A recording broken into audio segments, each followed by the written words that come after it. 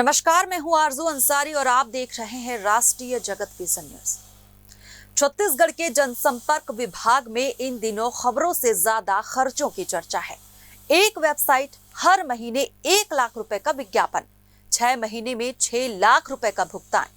ये कोई सामान्य खबर नहीं है, ये उस सुनियोजित खेल का खुलासा है जिसे हम कह सकते हैं विज्ञापन घोटाले की नई स्क्रिप्ट। और अब राष्ट्रीय जगत विजन पर इस खेल की परतें खुल रही हैं। जनसंपर्क विभाग की जिम्मेदारी है सूचना देना, सरकार की बात जनता तक पहुंचाना। लेकिन यहां तो किसी एक वेबसाइट को सूचना से ज्यादा इनकम दी जा रही है।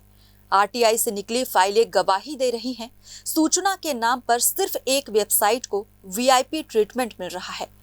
दरअसल जनसंपर्क विभाग ने मुख्यमंत्री का चेहरा कुछ इस तरह से चमकाया कि छत्तीसगढ़ के चुनिंदा वेबसाइटों को माला माल कर दिया गया।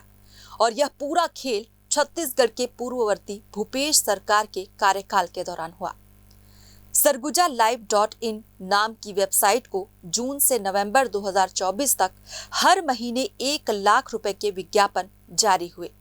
बता दें कि 14 जून 2024 को जनसंपर्क विभाग ने sargujalive.in वेबसाइट को 1 लाख रुपए का रिलीज ऑर्डर जारी किया, जिसका आरओ नंबर 12,785/6 है।